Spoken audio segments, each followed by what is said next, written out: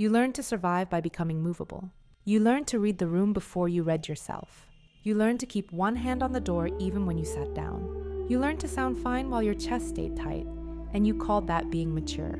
You learn to explain your pain so well that nobody noticed you were still living inside it.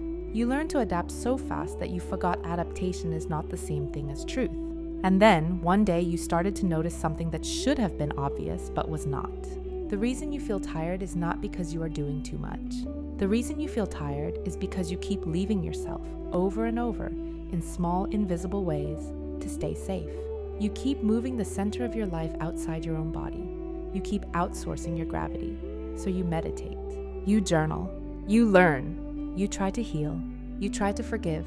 You try to manifest. You try to evolve. You try to become lighter. But you are not meant to become lighter. You are meant to become anchored, because there is a kind of spiritual growth that is just another form of escape. There is a kind of positivity that is a nice coat of paint over a cracked foundation. There is a kind of seeking that never ends because the seeker is afraid of arriving. And there is a kind of awakening that keeps you floating above your own life, watching yourself like a distant observer, calling it awareness when it is actually distance. The order of anchored flame exists for the ones who are done with that. Not the ones who are done with growth, the ones who are done with disappearing. Anchored flame is not a mood. It is not confidence. It is not dominance. It is not loudness. It is not a personal brand. It is not spiritual theater. It is not the performance of being unbothered. Anchored flame is a decision the nervous system makes when it finally trusts you to stay. It is the moment your inner life stops asking, "Are we safe?" every 5 seconds. It is the moment your body hears your soul say, "I will not abandon you again." It is the moment you stop trying to fix yourself fast enough to be loved, and you start building a self that cannot be negotiated away. That is the flame, but the flame is not enough. Because many people have fire, many people have intensity, many people have passion, many people have opinions that feel like power, many people have anger that feels like clarity, many people have spiritual experiences that feel like authority, and still they are unanchored. Their fire burns them. Their fire burns others. Their fire becomes a weapon. Their fire becomes a mask. Their fire becomes a way to never feel what is underneath. Anchored flame is different. Anchored flame is fire that has learned where it belongs. It is warmth that does not chase. It is heat that does not beg. It is light that does not bargain. It is a center that does not move just because the room shifts. And if you are honest, you have felt the opposite of that.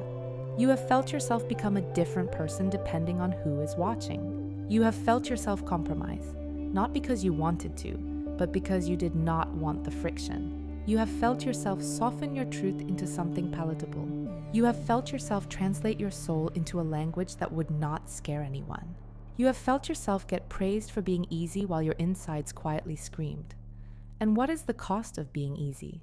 The cost is that you start living a life that looks like you from a distance, but does not feel like you from the inside. The order of anchored flame does not punish softness. It does not worship hardness. It does not turn you into a statue. It does not turn you into a soldier. It does something far more confronting. It makes you undeniable to yourself. Vector 1 is the body, because the body is where the truth leaks out first. When you say yes and you mean no, your stomach knows. When you swallow words that were meant to be spoken, your throat knows. When you accept closeness that does not feel safe, your shoulders know. When you pretend you are fine, your breath knows. When you minimize what hurt you, your chest knows. When you keep yourself in a relationship with confusion, your sleep knows. Your body is not sabotaging you. Your body is reporting. Your body is the oldest witness in the room. An anchored flame starts here, not with a philosophy, not with an affirmation, not with a 10-step plan. It starts with the simplest betrayal you can name, the betrayal of ignoring the signal. You do not need to force yourself into courage. You need to stop gaslighting your own sensations. Because the unanchored person does this constantly. They interpret discomfort as weakness. They interpret tension as something to meditate away. They interpret their own alarms as immaturity. They interpret their own boundaries as ego. They interpret their own needs as inconvenience. And then they wonder why life feels like pressure. Life feels like pressure because your life is built on top of 1,000 ignored signals. Anchored flame is the restoration of signal integrity. It is you taking your own nervous system seriously again, not in a fragile way, in a sovereign way. Sovereignty does not mean you never feel fear. Sovereignty means fear does not become the architect. Sovereignty means your flame is not stolen by urgency. Sovereignty means you do not make decisions from the part of you that just wants the discomfort to stop. Anchored flame teaches you to tolerate the moment right before you abandon yourself. That moment is small, it is quiet, it is fast. It is the half second where you feel your truth rising and you choose to swallow it. It is the half second where you feel your boundary form and you laugh it off. It is the half second where your body tightens and you override it with a smile. That half second is where your life is made. And most people have never trained there. They train everywhere else. They train in explanation. They train in coping. They train in distraction. They train in spiritual language.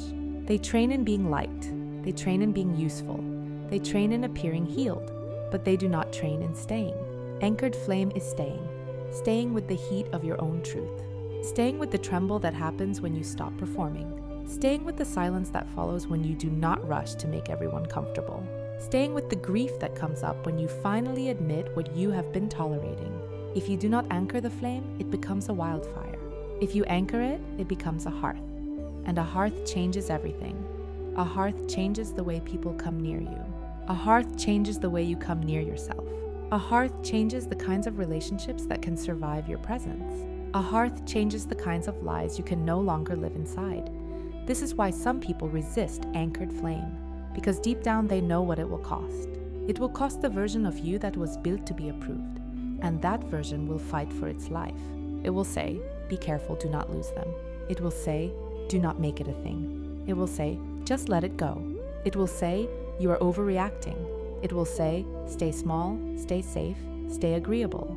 And you will call that voice rational, but it is not rational. It is trained. Vector 2 is the metaphysical because your spirit also has posture. You are not only a person, you are a field. You are an atmosphere. You are a signal moving through other signals. When you are unanchored, your field becomes porous in the wrong way. You absorb what is not yours. You carry emotional weather that you did not create.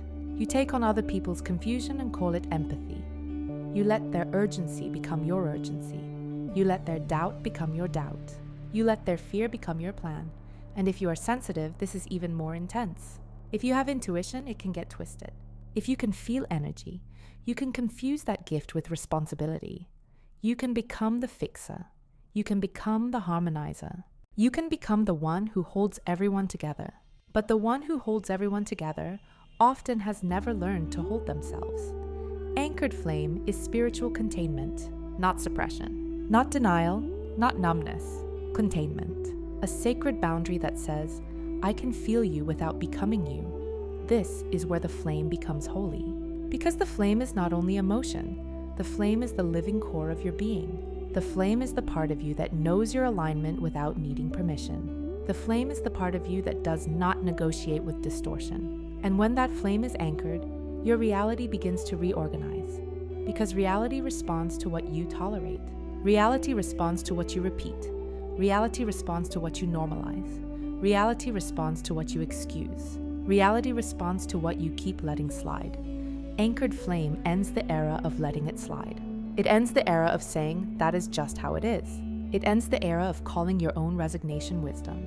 And yes, this will challenge your spiritual identity, because you might have built an identity around being peaceful, around being above conflict, around being the calm one, around being the one who understands everyone, around being the one who never makes it about themselves. An anchored flame will ask you a question you cannot answer with concepts. Are you peaceful or are you muted? Are you compassionate or are you trained to tolerate? Are you understanding or are you afraid to be seen as difficult? Are you spiritual or are you floating? Because the anchored person does not need to prove they are evolved. They do not need to win a moral contest. They do not need to appear pure. They do not need to be the bigger person at the cost of being a real person. They are willing to be honest even if it is not aesthetic. They are willing to disappoint people who only loved the version of them that was easy to manage. And this is where the flame gets anchored into the earth of your actual life. Vector 3 is relational and practical because anchoring is measurable. You can feel it in how you speak. You can feel it in how you pause. You can feel it in how you choose. You can feel it in what you no longer explain. An unanchored person over-explains. They pre-apologize. They justify. They soften. They pad the truth. They add extra words like pillows so nobody gets hurt. And then they end up sleeping on the floor of their own needs. An anchored person does not do that. Not because they are cold, but because they are clear. Clarity is kindness when it is not coded in contempt. The order of anchored flame teaches a kind of speech that comes from the center, not from fear of reaction. It sounds like, no, that does not work for me. It sounds like, I am not available for that. It sounds like I need time. It sounds like I do not agree. It sounds like I am not going to keep doing this.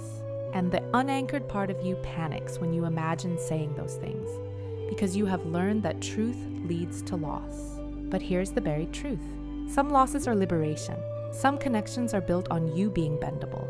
Some relationships survive only because you keep shrinking. Some friendships are comfortable only because you never name what you notice. Some family dynamics stay intact only because you keep absorbing the disrespect like it is normal. Anchored flame will break those structures, not out of aggression, out of reality. Because when you stop abandoning yourself, whatever was built on your abandonment cannot stay the same. This is why the beginning of anchoring feels like conflict even when you are calm. It is not that you became combative. It is that you stopped cooperating with distortion. And distortion hates being revealed. Distortion will call you selfish. Distortion will call you dramatic. Distortion will call you cold. Distortion will call you changed. Distortion will call you arrogant. Distortion will call you ungrateful. And the old you will want to prove them wrong, but the anchored you will not. The anchored you will let them misunderstand, because you are done living as an argument. The anchored you will stay in your own center, even if someone else needs you to wobble to feel powerful. And that is the real initiation.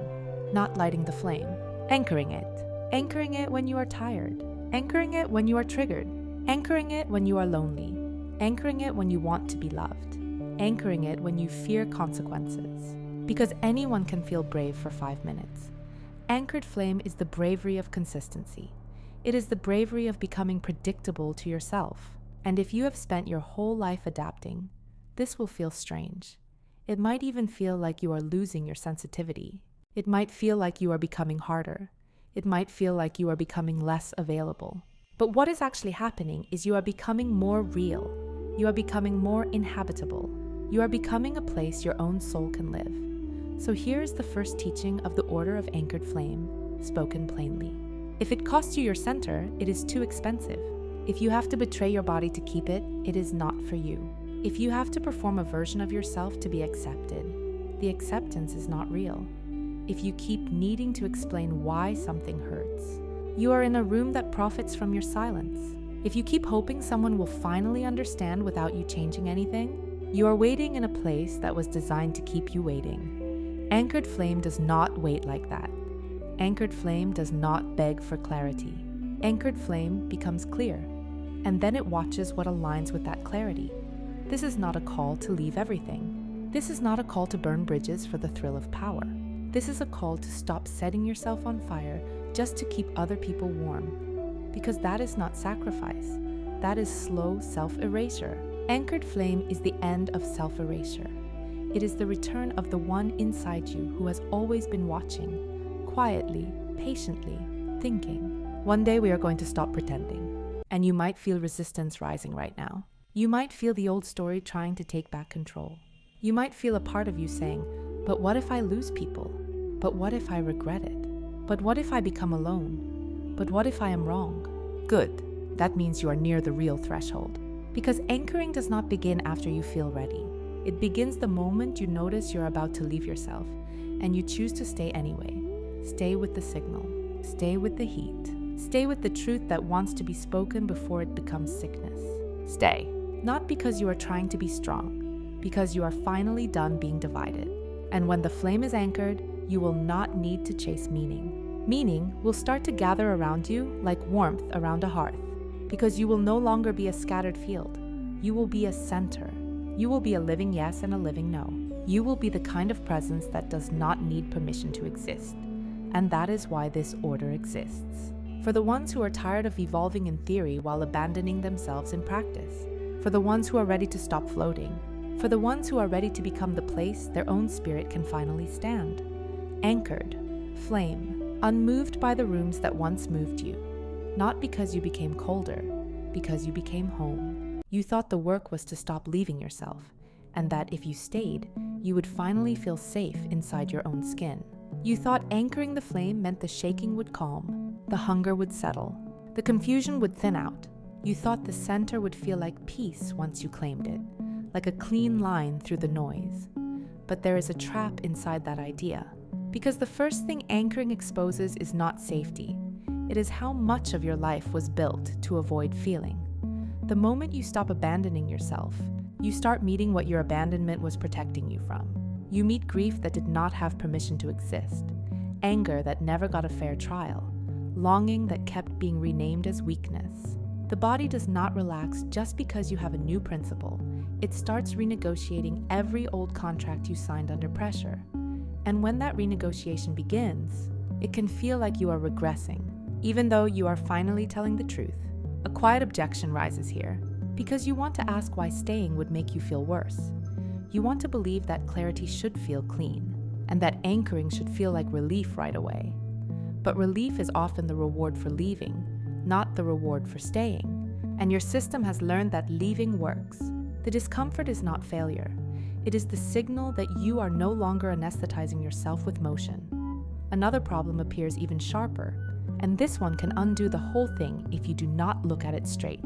Anchoring can become a weapon, a way to freeze your heart and call it strength. It can become rigidity disguised as sovereignty, a new identity built from refusal rather than truth. When people say they are anchored, sometimes they mean they have stopped listening, because listening would require change. So the question becomes dangerous, because it is not whether you have fire, it is whether your fire is alive or armored. In the body, armor and anchoring can feel similar at first, and that is why people confuse them. Both can create stillness. Both can create a strong no. Both can stop the old bleeding. But armor is numb, and anchoring is vivid, and the difference shows up in your sensations. Armor reduces your range so you feel less. Anchoring increases your capacity so you can feel more without collapsing. You might hear another objection in yourself, because you have already spent years feeling too much. You might say that more vivid feeling sounds like punishment, not progress, and you might want to negotiate your way back to comfortable distance. But comfort is not the same as alignment, and distance is not the same as peace. If your peace depends on disconnection, then your calm is borrowed from avoidance, and it will demand payment later. The payment usually comes as a flat life, a life that looks stable but tastes like nothing. You can have a routine and still feel absent inside it, because the routine becomes another escape hatch. You can have boundaries and still be unanchored, because the boundaries are built from fear rather than self-knowledge. You can be disciplined and still be divided, because discipline can serve the mask as easily as it serves the soul.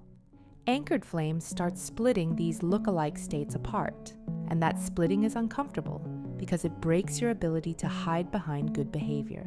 Here is the first destabilization that cannot be resolved quickly. If you have been calling your coping strategy your identity, anchoring will threaten your sense of self. You will realize that some of the traits you praised were emergency adaptations, and some of the virtues you celebrated were survival bargains.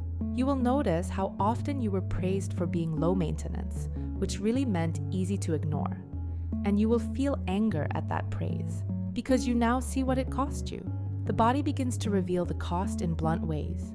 Sleep shifts, appetite changes, breath patterns reorganize. An old tightness moves as if it has been waiting for years to move. You will feel heat in places you used to feel nothing, and you will think something is wrong when something is finally honest. The nervous system may flare because it is no longer being managed by performance.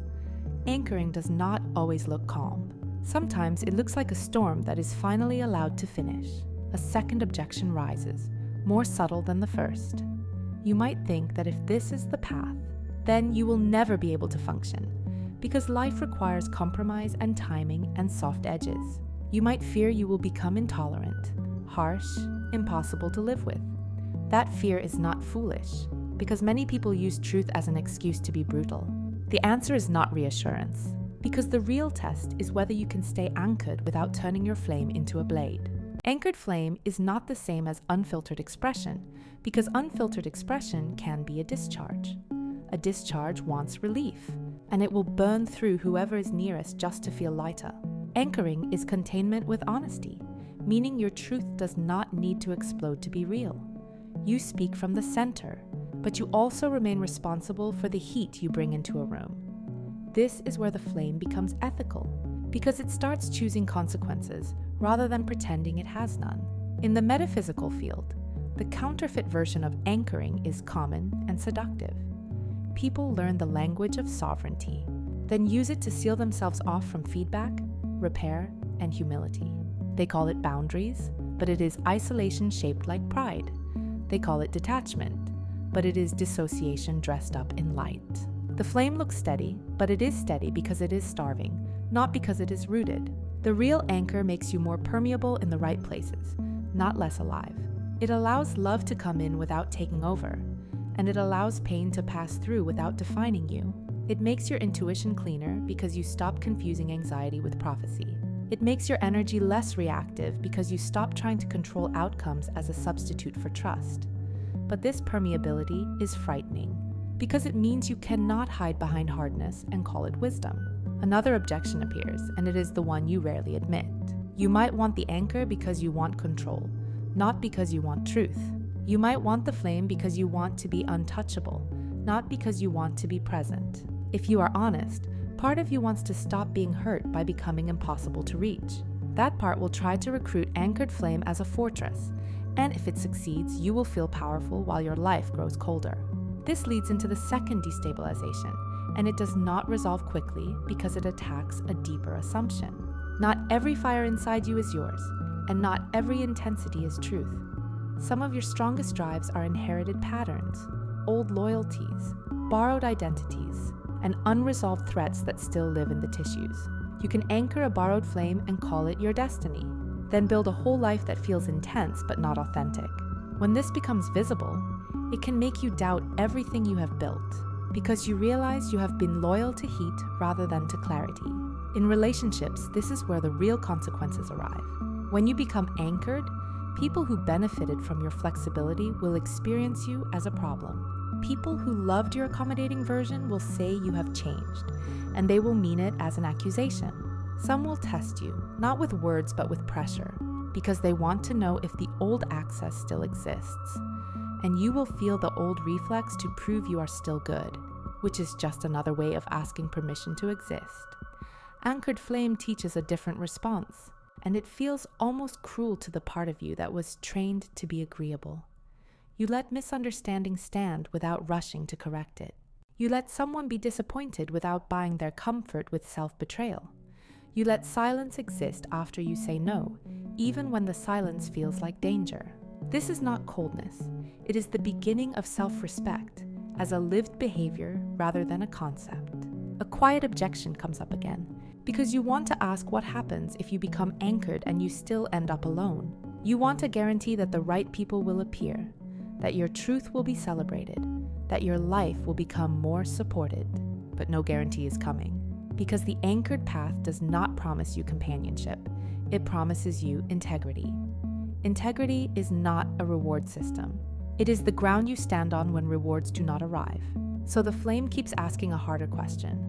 Are you willing to lose what was never aligned, even if it was familiar? Are you willing to feel the grief of endings without creating a new story to erase it? Are you willing to stop calling tolerance a virtue when it is really fear of rupture? Are you willing to let the nervous system learn that being disliked is survivable and that being dishonest is not? If you stay with this, you begin to notice a different kind of strength forming, And it is not the strength of certainty. It is the strength of being able to hold unresolved tension without scrambling to close it. It is the strength of letting your life reorganize slowly, because fast change can be another form of avoidance. It is the strength of choosing alignment in small, repeated moments instead of dramatic declarations. And it is the strength of letting your flame be warm without needing it to be terrifying. Anchored flame is not the end of pain, it is the end of self-abandonment as a solution. It is the decision to remain present even when your old tools beg you to disappear. It is the willingness to find out what you actually want when nobody is rewarding you for being easy. It is the commitment to become trustworthy to yourself, which means you stop making promises to your own body that you do not keep. The ending is not a finish line. It is a posture you return to, again and again, especially when you do not want to. Your flame will still surge, your fear will still speak. Your old reflexes will still try to negotiate the truth into something safer. But each time you stay, you teach your system a new law, that you are not leaving anymore. And that law does not make life simple, it makes life real, which is the only kind of stability worth building. If this transmission resonated, the spiral continues. You did not arrive here by chance, and you do not leave unchanged. More teachings are unfolding across the Vaharat library, each one meeting you where you are, not where you think you should be. Follow resonance. The next threshold is already listening.